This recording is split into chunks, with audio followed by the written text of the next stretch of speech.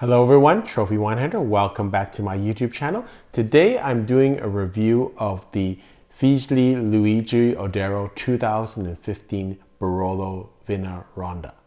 As viewers and subscribers of my channel know, in the last year and a half I've been focusing on the Barolo area and drinking a lot more Barolo wines and getting to know the area a bit better. And in the next little while I will be doing a number of other tastings of Barolo wines, so it's going to be a Barolo heavy season for me. And I find this very useful because then you kind of get to know the wines in a very short period of time and be able to compare and contrast wines. So this wine is from the Oddero family, and so they've been producing wines in Piedmont since 1878, and I think they're in 2021 vintage will be their 125th vintage.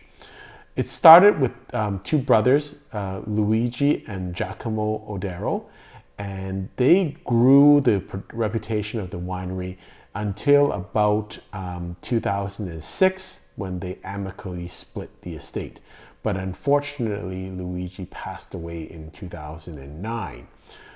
But as part of that split, he did take about 32 hectares of probably arguably some of the better vineyards of the estate, and one of them was this one, Vignaronda. Now it is run by his widow and his children, and they have very good winemakers. The current winemaker, I believe, is Stefano Boffa and Gregorio Tura, who are used to work under another very famous winemaker called Dante Scaglione. They all worked at the Giacosa estate, so I guess there could be some comparison to the Giacosa wines in terms of their style. Figli Luigi Oddero is mostly known as a Morra producer, but this winery, Vignaronda, is actually in the Serralunga D'Alba village. So going back a little bit in terms of our knowledge of Barolo, there's 11 villages in Barolo. And I think the most famous are about 5 or 6 of them. One of them is Serralunga D'Alba.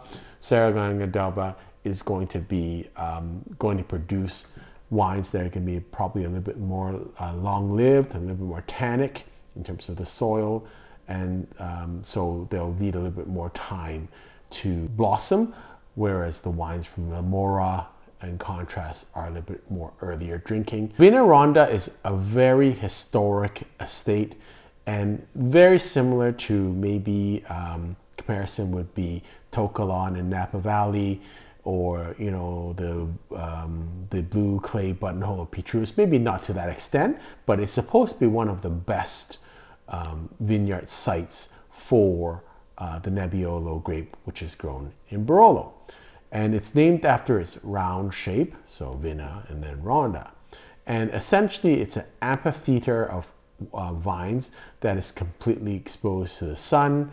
I'm not going to go through everything. I'm not a farmer or a scientist or really expert in soils, but I guess it has to do with they have very old soils. They do have limestone, and I know something about limestone because Chateau Pavie, when I visited, limestone was very good in terms of it's able to hold water retention very well, and also because of the older soils they have a bit more nutrients or complexity to the nutrients, so that's why.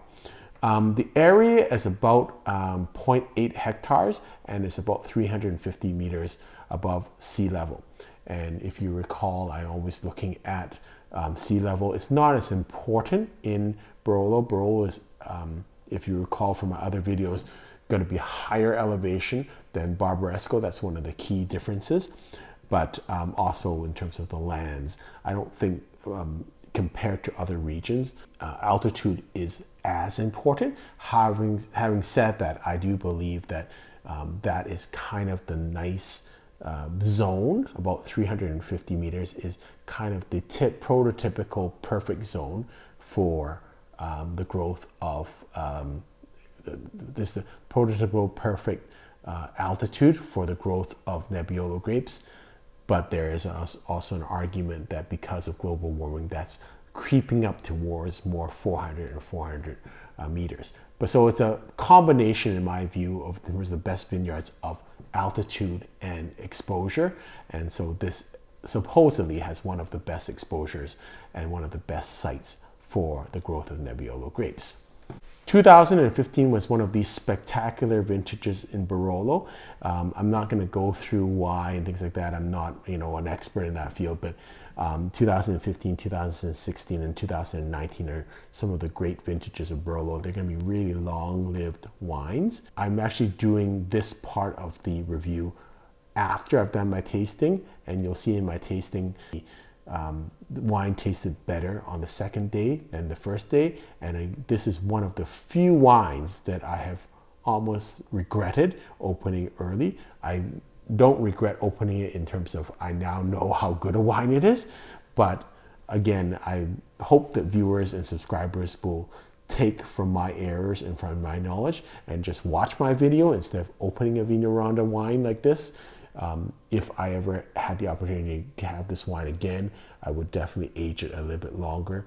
It's beautiful right now, and I'm glad I had that experience, but it'd be even better, I think, in 10 years. So if you're holding a wine like this, and it's Oddero, and it's a Vignaronda in particular, hopefully my review and my tasting notes will help you save a bottle that you don't have to drink for yourself. It is aged in medium-sized French oak barrels for 36 months and then bottle aged for another 24 months before release. The label actually says that is viticulture of La Morra, so that's where their base is, but Vignaronda is actually in the Serralunga D'Alba village. Vignaronda is actually considered a MGA, and MGA is considered like if we go back to some of the basic Barolo knowledge, MGAs are crus, or there's about 160 plus of these, and they're not exactly vineyards. Sometimes they're regions, sometimes they're vineyards. In this situation, I think sometimes they're a specific vineyard, and in this case, I think it is a specific vineyard called Vignaronda, but it's not, I don't believe it's fully owned just by Figli Luigi Oddero. Let's taste the wine. So I'll let you know I've had this open. I had it for dinner last night with some T-bone steak with my friends at a restaurant called Cask in Richmond, British Columbia. I'm going to do a review of that on my other website. It's a great restaurant for wine lovers and Scotch drinkers. But it was good last night, and I had it in the fridge, and now today this is the next day.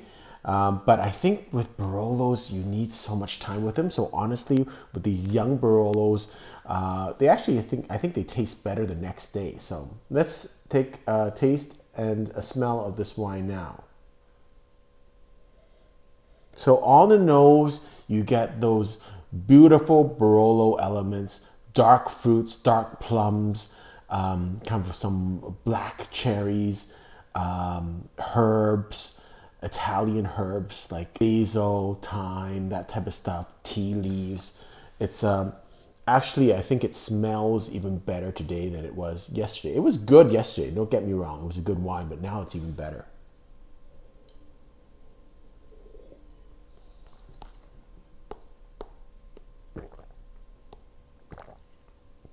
This is delicious. And I drink a lot of wines young, and I very rarely regret it. But honestly, this wine, I really regret opening it. I guess it's a great learning experience for me, but it's a really spectacular wine and probably a little young to drink. It's beautiful right now, but I can't imagine what it'll taste like in 10 years. And again, that's hopefully that people can benefit from my mistakes. I didn't know that much about it. I know 15 is a great year. I thought, oh, let's just drink it. It's, it's already been 9 years. It's probably going to be, soften a bit. It's great, but it's going to get better. I think it needs another 10 years or even 5 years will be very good for it. It'll just get better. Vignarionda, I didn't realize was that great vineyard, but this has got everything. It's got, okay, let's break it down, because sometimes I get too excited when I taste great wines and I just, don't break it down. I just enjoy it as a consumer. So let's try to break this down a little bit.